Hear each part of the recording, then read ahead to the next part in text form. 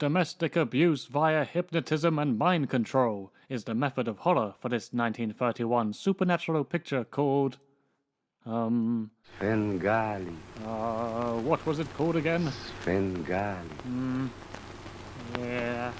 Svengali. Svengali. I haven't got a bloody clue. Roll the intro. Svengali. Svengali.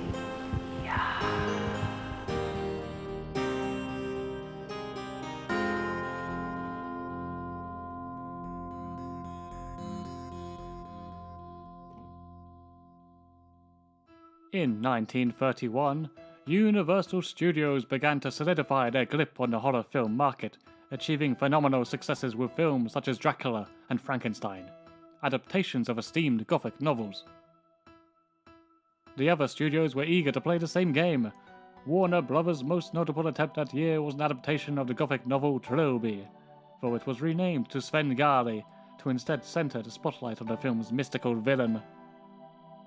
Like 1930's The Bat Whispers, a silent version already existed, but a talky edition of the novel made a great deal of sense due to the plot's own connection to music and sound. Svengali is a musician and a music teacher. He is also a master hypnotist. Even without his supernatural abilities, his appearance and voice already hold an alluring Rasputin-esque charm and a mysterious sense of otherness.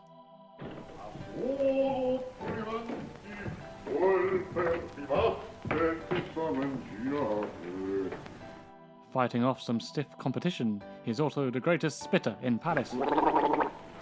Hey. A woman is flitting deliriously over Svengali, but from the off, the relationship is clearly one-sided. She fawns, he yawns. Svengali lets her in to try a little music practice, but her less than stellar performance brings him down. To top it off, she announces she has left her husband. I've left my husband. Huh? I've left him. For good. And, how much has he left you? Do you think I'd take money from such a brute? The final straw revealed, Svengali haunts her with his eyes. The camera is framed from behind, we cannot see the horror, and our interest in this wild character grows.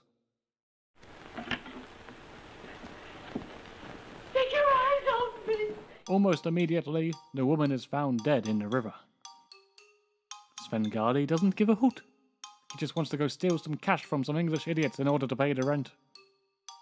Shenanigans occur at the home of the Englishman, but ultimately, their journey leads them to meet the absolutely stunning milkmaid Trilby.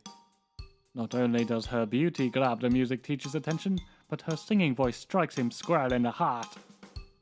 Like oh so many horrors and films in general of this era, the more handsome English fellow and Trilby have a more genuine connection. But the haunting villain seeks to intervene. Under the guise of curing her headache, we are revealed to the extent of Svengali's horrific power. Trilby falls under his commanding spell, and the plot continues through a series of dark scenarios. This is an interesting film for various reasons. While it feels at home alongside the Gothic likes of Dracula, etc., certain elements of 1920s horror remain in the set design, creating a blend of the two styles. Sound is used superbly. Scenes of singing in concert halls of course benefit from the new technology, while other parts of the soundtrack help aid location, as with the climactic scene set in Egypt. Likewise, the variety of accents used from the international cast of characters helps differentiate them, and lend to heightened moments of comedy, as well as giving Svengali that wonderful slow Eastern European drawl. There seems to be the odor of baking in the air. Importantly, however, the film knows when to be quiet. In what is perhaps the film's scariest scene, Svengali beckons Trilby to him in the dead of night, set against only the creepy gusts of wind, while John Barrymore works his own magic.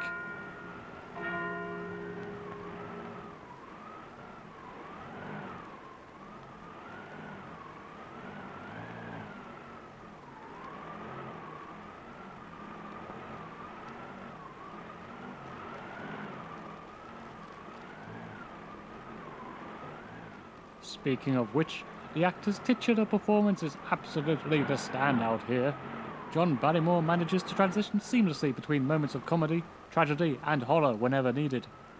The same character who was humorously tricked into a bathtub is the same one who sent unease through my spine and even drew a twisted sense of sympathy from me in the film's tragic final act.